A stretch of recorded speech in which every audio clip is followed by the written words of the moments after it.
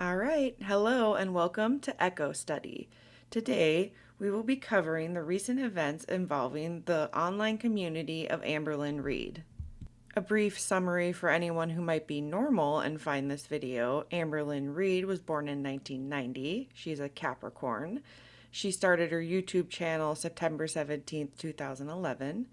Over the last 14 years, Amberlynn Reid has vlogged her life on YouTube, detailing her weight loss journey, if you want to call it that. Unfortunately, she has gained a significant amount of weight, but she's also gained a lot of followers. Her channel started getting more traction in 2017 and 18 as she curated a kind of interesting vibe for her viewers. Gay, overweight, a little bit quirky. Some of her most popular videos to date are videos of her cooking weird soups and doing mukbangs even though she's trying to lose weight. Her audience became less and less impressed by her cycles of trying to restart diet plans and Weight Watchers and different weight loss plans and ideas. Around 2019, Zachary Michael came on the scene and the reaction channel World was born. I believe Zachary Michael paved the way for the Amberlynn cash cow event we're currently living through. Zachary Michael was able to commentate from outside the world, and he really did just encourage and kind of poke fun at Amber, but it was nothing crazy. There was many significant jumps in her channel. A couple years we've seen like an explosion of content creators that follow Amberlynn Reid. Oh Lordy, it's Jordy, Snowflake, Hecticana, Rachel, Studio Deets. It does go on and on. These reaction channels are extremely interesting as they thrive off of chaos and they create their own drama to thrive off of. They're constantly begging Amber to introduce side characters, not realizing they themselves have become the side characters.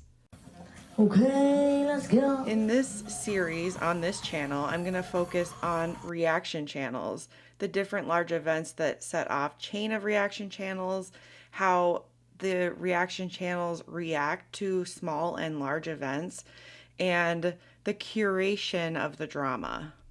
Will people sacrifice their own morals, their ethics, their relationships just to get closer to Amberlynn Reid?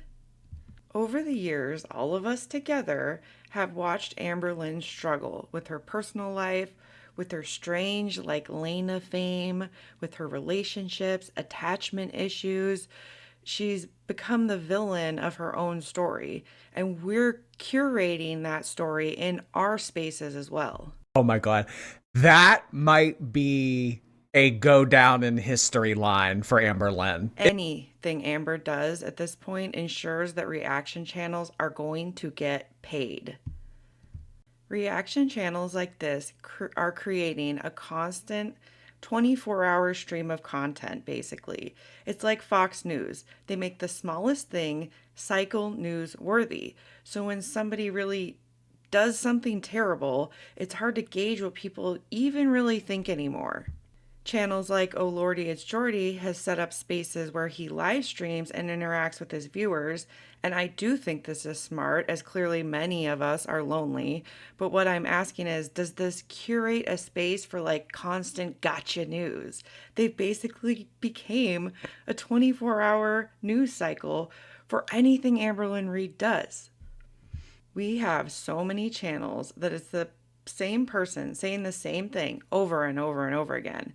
Clearly, they don't write anything down. They're not prepared. They don't really think about the content. They're just making content off of whatever Amberlynn Reid has uploaded. I believe Rachel came in with a refreshing style. She seemed to study and have maybe written scripts backing up her ideas with further thinking, but she unfortunately immediately let the fame go to her head, or I don't know, the money, and she crawled inside the shit and just rolled around. While over the last 3 years, we have watched reaction channels throw absolute hissy fits over every single thing Amberlynn has said or done, justified or not, everyone is really quiet about the current events. They all very much have short and to the point takes about Rachel entering into a deal with Emily for information. Considering we spend days covering little things like Amberlynn Reed flirting with a DoorDash guy, or if he could have flirted with her or not, or if she smokes or not, or everything she does, all of these people are very quiet about this. Even Zachary Michael came back into the space after a kind of long break to make a video and call out the current state of reaction channels because it's so ridiculous. Many of these channels have crawled into the mud, rolled around like a pig, and then cashed them big checks. And then they play in your face about the money. They will all continue to act like Rachel is morally correct or something because all of them would do the same thing.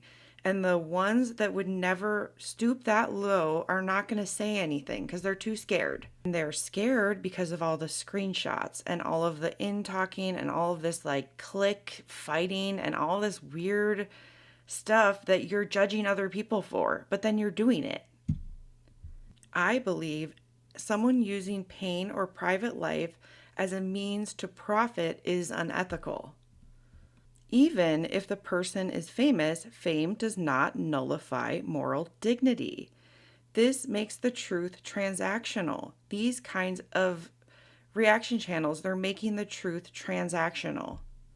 You're no better than Fox News when you're making a 24-hour news cycle and curating chaos. I do believe that if revealing the information leads to greater justice, protection for others, or genuine understanding, you could argue it's morally defensible.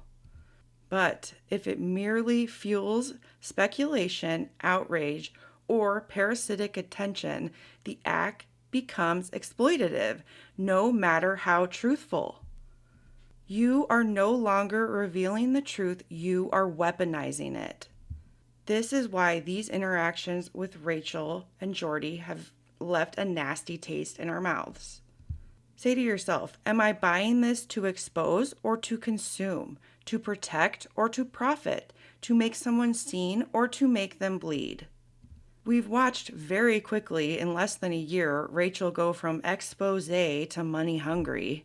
And this makes us lose faith in her opinions. One second she's saying she cares about Beck and or DV in the queer community, which is very important to a lot of us.